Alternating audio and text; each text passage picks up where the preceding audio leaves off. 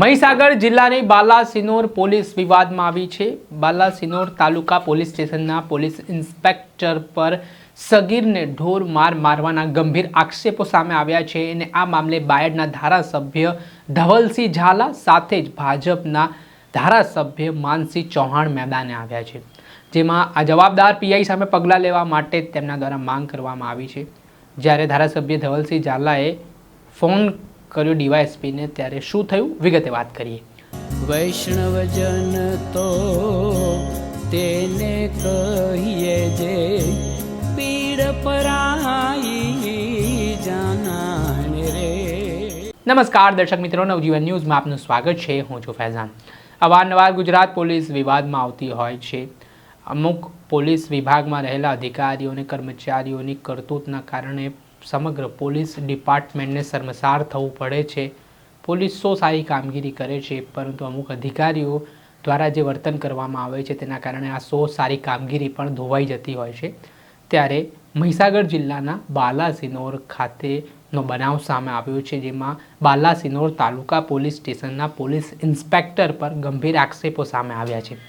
આ ઘટનામાં જનોડ ગામમાં મંદિરમાં થોડા દિવસ પહેલાં ચોરી થઈ હતી, તે બાબતને લઈને આ જે સગીર બાળક હતું તેના ત્યાં પોલીસ પહોંચે છે અને બાળકને આ પોલીસ અધિકારી છે તેમના ચેમ્બરમાં લઈ જવામાં આવે છે।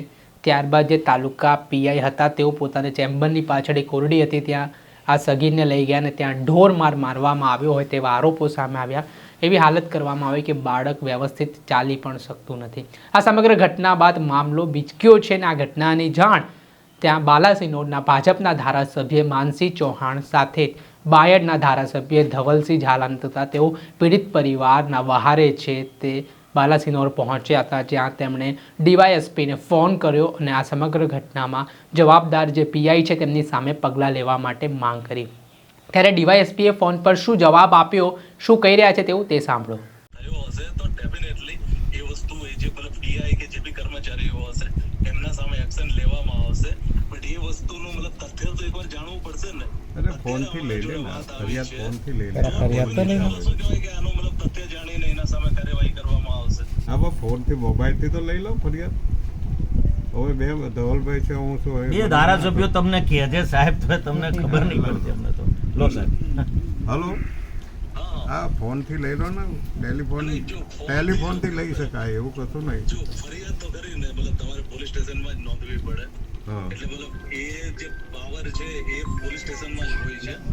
આમાં શું કહેવાય કે મને ખ્યાલ પડ્યો કે આ રીતે થયું છે, એટલે હા પણ તમે તમારા અંડરમાં નથી સાહેબ, ડીવાયએસપી સાહેબ આપના અંડરમાં નથી। આ તમારે એમની બંને આ પોલીસ સ્ટેશન ડીવાયએસપી સાહેબ આપના અંડરમાં છે કે બીજા ડીવાયએસપી ના અંડરમાં? એટલે જ આવું છું મારા અંડરમાં। હા, તો તમે હુકમ કરો અને પીઆઈ ના પોલીસ સ્ટેશન માંથી ફરિયાદ ના લેવાય સાહેબ। તમે એમ કહો તમારા કર્મચારી વિરુદ્ધમાં, અરે અરજી લઈ લો, અમારી અરજી લઈ લો, ચલો તપાસ તમે પછી કરજો। ચલો પછી તો હલો, તમે કામ કરો, તમે એક અરજી આપી દો, હું કહું છું ત્યાં પોલીસ સ્ટેશનમાં તમે અરજી આપી દો। ના સાહેબ, રાઇટરને અહીંયા મોકલો, બે ધારાસભ્યો બેઠા છે, આ છોકરાના પરિવારના જવા એની મધરને બ્લડિંગ થાય છે, છોકરો અહીંયા છે, અહીં અરજી લે, હલો હું મોકલું છું ઘરે, ત્યાંથી રૂબરૂમાં અહીં રૂબરૂ અહીં કોઈ કશું ભલે પોલીસે અમે કોઈ ના એવું કરે કોઈ અમે એવું ના અમે તો એવી કોઈ હિંમત નહીં સાહેબ પોલીસની ઉપર। અહીં અરજી લઈ જાય, બરાબર? બિચારા ગરીબ લોકો હા મોકલો, મારે શું છે, ઘરે બી 25 માણસો બેઠા છે। એટલે કોણ આપશે બોલો? હા પીએસઆઈ મોકલો। હા અમે ક્યારે, મને ઠંડી, અમારે ઘેર 25 માણસો બેઠા, પ્રાકૃતિક ખેતી વાળા બરાબર। અમે કે બહી રહી છે એવું નથી, મોકલો। એક જ વ્યક્તિ એના ઈશારે બધું ચાલતું હોય એવું તો કોઈ દિવસ ક્યારે ના થાય ને। પોલીસ સ્ટેશનનો વહીવટ પોલીસની જગ્યાએ બીજા લોકો કરતા થઈ ગયા હોય, ગુલામી તો એ આઝાદી પછી તો ના હોય। બેન આટલું બધું પાવર કરે, પોગ ઉપર મૂકીને છોકરાને માર્યો, એનો ઇન્ટરવ્યુ તમે જુઓ, હજુ પોલીસ કોઈ એક્શન નહીં લીધું। આ એક સેકન્ડ ના થાય કે આની ઉપર સસ્પેન્ડ થવા વાર કેટલી લાગે, અને એને છાવરવા માટે સરપંચને પ્રેશર કરે પોલીસ, પીઆઈ સરપંચને પ્રેશર કરે, એના મા બાપને પ્રેશર કરે।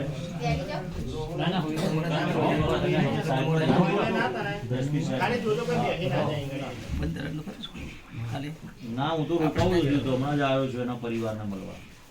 હા.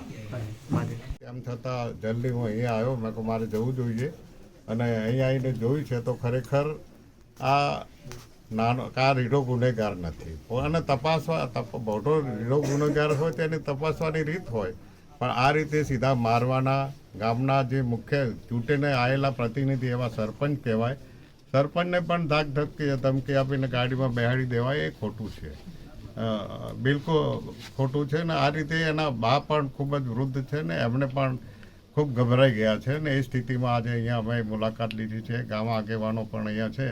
ત્યારે અહીંયા કહેવામાં આવ્યું કે આ ગ્રામ્ય રૂરલ પોલીસ સ્ટેશનમાં આ ગામ આવે છે ને એટલા માટે થઈને અહીંયા જે નિલેશભાઈ રાવળ જે છે એને ખૂબ માર્યો છે. મેં જોયું તો એ 9મા ધોરણમાં ભણતો છોકરો છે, વિદ્યાર્થી છે. આ પોલીસ જે કંઈ હોય, જમાદાર હોય, પીઆઈ હોય, પીએસઆઈ હોય, ડીવાયએસપી હોય કે એસપી સાહેબની કામગીરી તો ઘણી સારી છે. મેં જોયું છે, અનુભવ. ગઈકાલે પણ દેવ સોજના હતા, કંઈ હું વીરપુર હતો એ દેવ આવેલા. એટલે એમની કામગીરી સારી છે, પ્રશંસનીય છે. ને એ રીતે નીચેનો જે કંઈ સ્ટાફ છે અને જેણે જે આ કૃત્ય કર્યું છે તો ભગવાન માફ નહીં કરે. અમે તો ઠીક છે, તો ભગવાન માફ કરશે, કહીને છૂટી નહીં જતો. આપણે કહીએ એ પડે છે અને પડે જ છે. એટલે આ ગરીબ માણસને આ રીતે માર્યો છે એ ખરેખર બહુ ખરાબ કૃત્ય કર્યું છે અને આને સજા મળવી જોઈએ.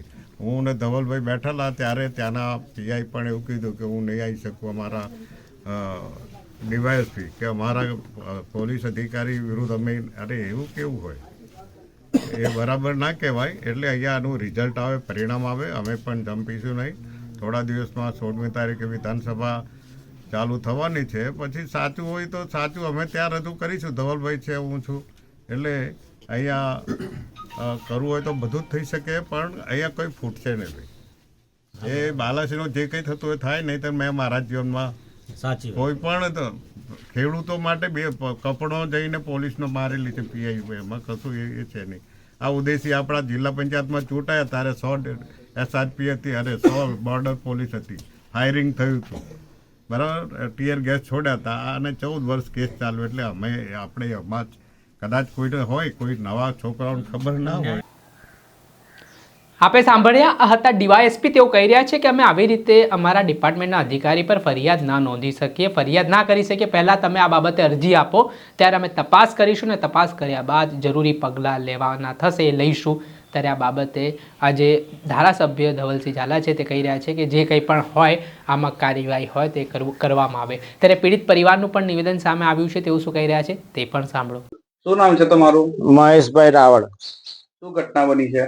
ઘટના એવી બની છે કે લીંબોજ માતાના મંદિરે મારો છોકરો ગયો હતો કચરો પોતું કરવા અને ત્યાં ચોરી થઈ છે.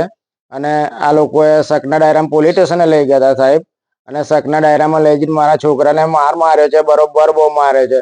હાથમ માર્યો છે અને પગમ માર્યો, બરોબર માર્યો અને ચામડા નીકળી ગયા અને એનાથી ચલાતું બી નહીં સાહેબ.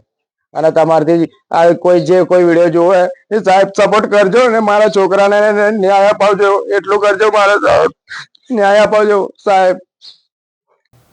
આપણે સાંભળ્યા હતા પીડિત પરિવારજનો. તેઓએ ન્યાયની માંગ કરી છે અને તેમના જે બાળકને મારવામાં આવ્યો છે તો આ જે જવાબદાર અધિકારી છે તેમની સામે ગુનો નોંધવામાં આવે તેવી માંગ પણ ઉઠી છે. આ ઘટનાને લઈને અમે બાલાસિનોર તાલુકા પોલીસ સ્ટેશનના પીઆઈ GN સોલંકીને ફોન પર સંપર્ક કરવાનો પ્રયાસ કર્યો, તેમનો પક્ષ પણ જાણવાનો પ્રયાસ કર્યો હતો, પરંતુ તેમનો સંપર્ક છે તે કોઈ કારણસર થઈ શક્યો નથી, જેના કારણે અમે તેમનો પક્ષ છે તે મૂકી શક્યા નથી. દર્શક મિત્રો, આવા જ નવા વિડીયો સાથે આપણે માહિતગાર કરતા રહીશું, એટલે નવજીવન ન્યૂઝ જોતા રહો.